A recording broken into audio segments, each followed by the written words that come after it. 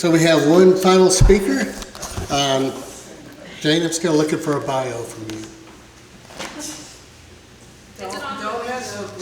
It's an ongoing joke. Okay, Jane Wilkerson is a native Arkansan and currently an archival assistant at Arkansas State Archives. She has a BA in history and a master's degree in public history from the University of Arkansas at Little Rock. Wilkerson has been on the State Archives staff for 24 years, holding many positions including interim director, archival manager over collections, and archival assistant. She is chair of the Capital Area Advisory Committee, which is part of the Capital Zoning District Commission, an active member in the Clark County, Arkansas Historical Association, and a former member of the Arkansas Genealogical Board. Branches of her family have been in Arkansas since it was Missouri Territory, and she is related to everyone. Welcome, Jane Wilkerson.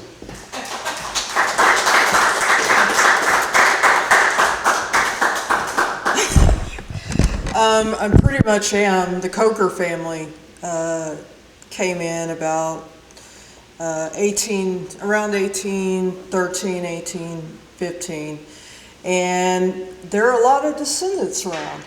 So yeah, I never failed to find somebody I'm related to in the state. But I'm going to take a page out of David's book. I'm going to work off a script today so I can keep it in time. So I apologize if I'm reading. Now,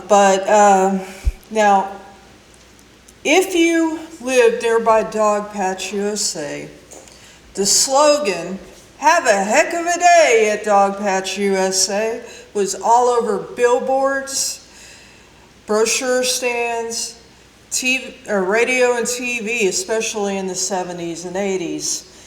And that was pretty much when I was growing up. I know I don't look that old, but hey, I feel it some days. But have you really wondered about how it came about and why it failed? Now, Dogpatch, if you're from nowhere around here, Dogpatch was based on the Little Abner comic strip created by Al Capp in 1934. The strip was based in a fictional town in the Kentucky hills.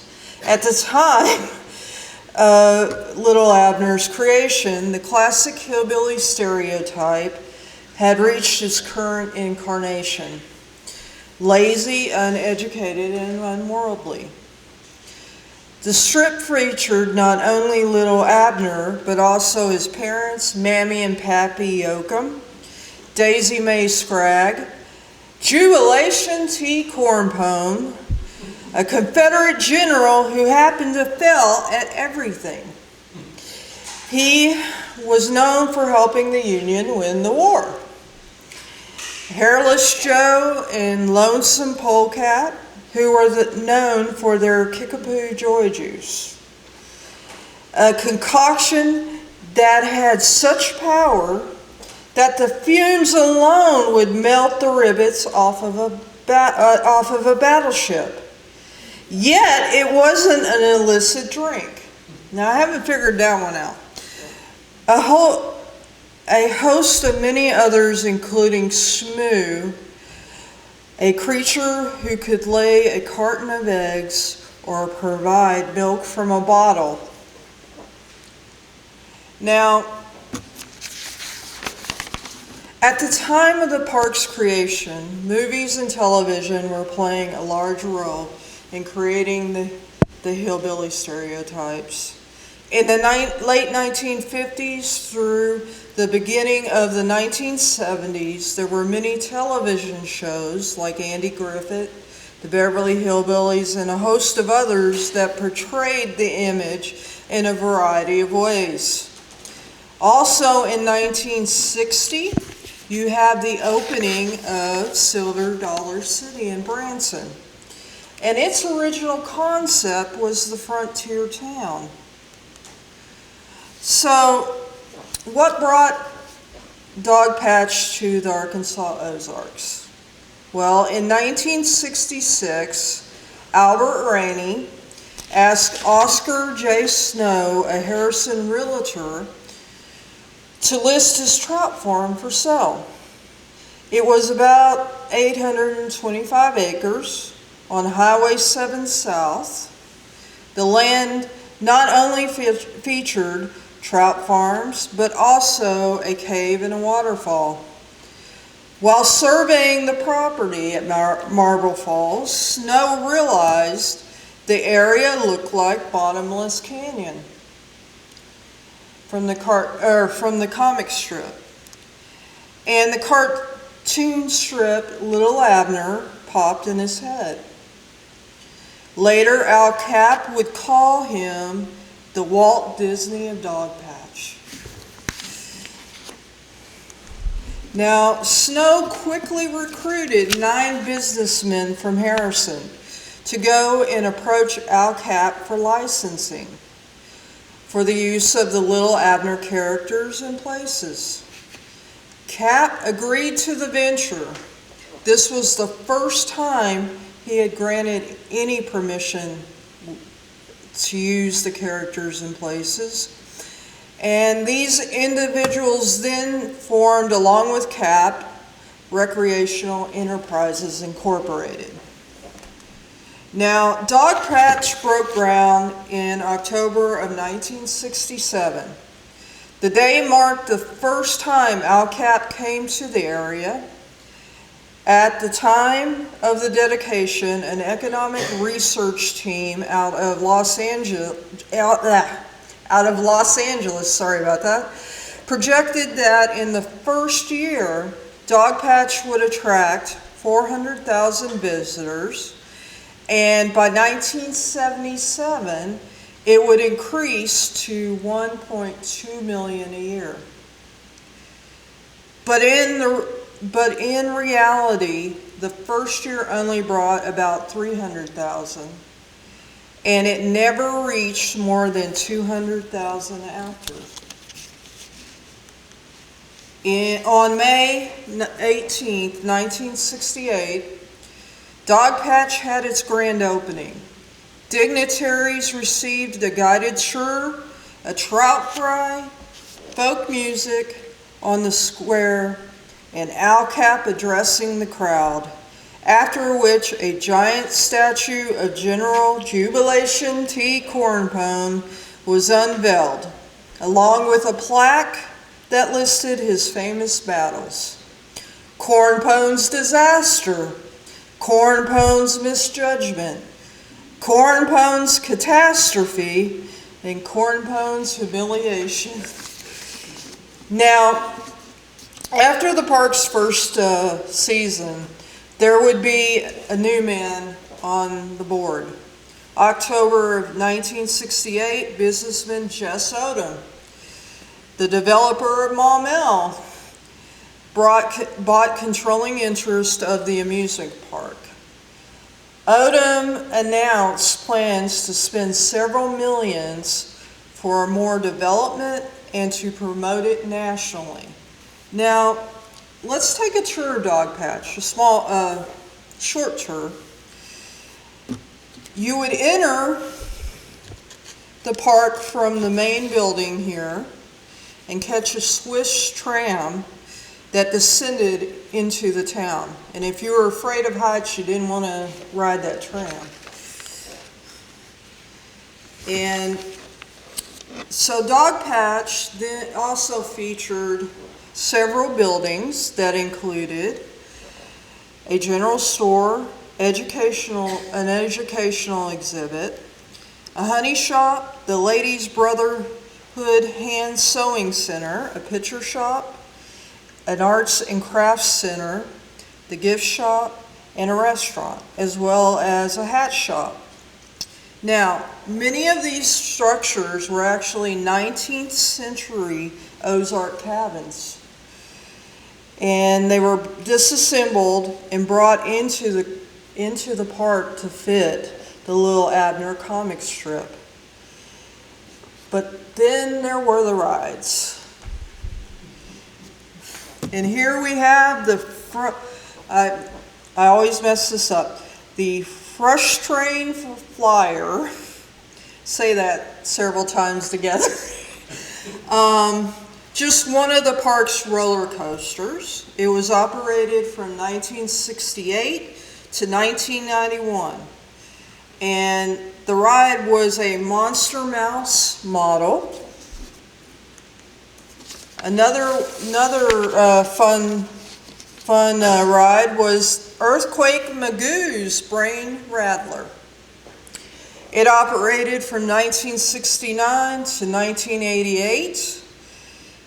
It was a prototype and the first of 2 toboggan rides without a trailer. And it's currently located at Little America Amusement Park in Marshall, Wisconsin, and has been renamed the Wild and Woolly Toboggan. And this was one of my favorite rides, the Auto Drive, which was introduced in 1968. There were 7 Ford Model T cars that went around an asphalt track with wooden rails. And today it is believed the cars are owned by a family in Bergman, Arkansas. So they are still in the area. Now, over the years, there were many other different rides introduced at Dogpatch, and one of them was the Spaceline's Rocket, added in 1978. 2 locomotives gave you a 15-minute trip around the park, and a Ferris wheel, just to mention a few. And if you needed something a little less stressful, you could also ride a stagecoach, a surrey, or bareback on a horse or a burro. But the water rides in the later years proved to be very popular. There was the Wild Water Rampage, which is the slide, or you could take a boat ride. You could float or paddle downstream on a hot summer day. And here we have the what was called the boat train, introduced in 1972, and the ride was piloted by an employee up the creek to the grist mill. They had a working mill at the park itself. And the other big thing was the trout fishing. The park was originally a farm, and there were about 4 ponds that backed up to stone dams. So we got the damming thing going on to control that water. When it opened, the pond contained about 25,000 trout. They tried to keep it pretty well stocked. But visitors could fish, and employees would clean and pack them on ice so that you could take them home, or they would fry them up and you could eat them at the fish house.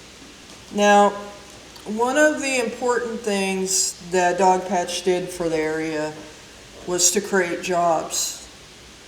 And in the Ozarks, with its natural beauty, visitors started to be attracted from surrounding states early in the 50s and 60s. And so what was bringing them was the newly created lakes and the Buffalo River for floating. They were quite a draw, and one which Dogpatch would benefit from. And the seasonal jobs it created helped the local folks supplement their incomes. These individuals portrayed the characters from Al Cap comic strip, worked the restaurants and concessions, and were clerks in the various shops. But this wasn't all. Now, people have asked me what my interest was in Dogpatch. And I can answer that in 2 words. Terry Boswell.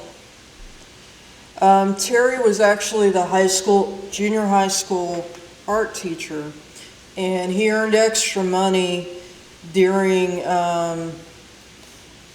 the summer season and sometimes during the fall, but he created the various signs and the tombstones in the Sparks Cemetery that Dogpatch, one of the areas Dogpatch had.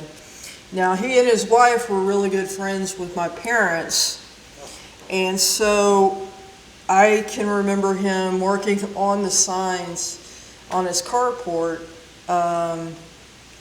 at night, usually. And so, to me, to watch him create these signs as if they were masterpieces. And I was around this more from the time I was 5 to when I was 13, so it was very much created an impression on me. So that's what I remember most about the park itself.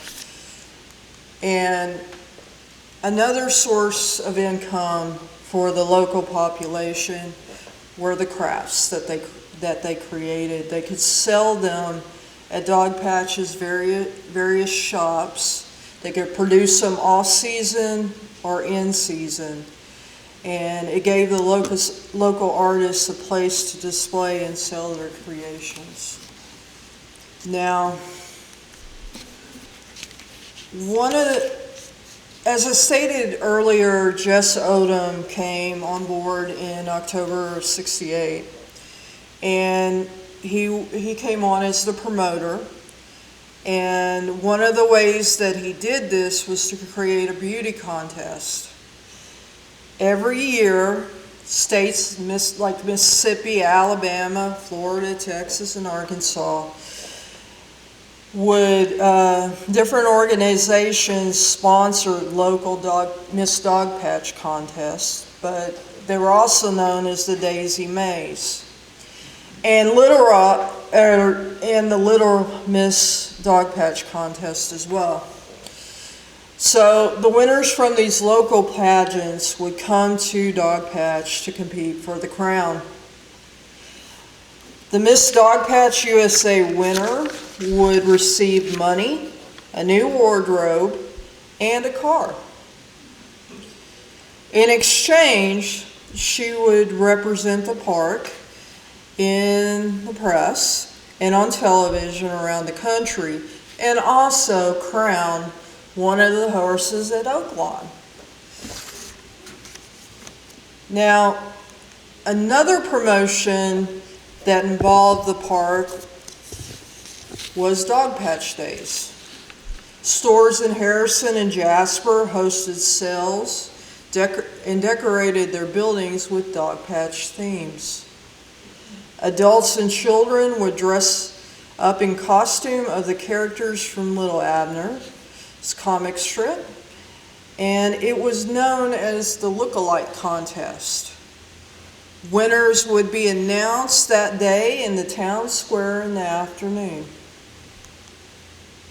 Now, let's take a look at where Dogpatch is located, okay? Highway 7 South, between Harrison and Jasper.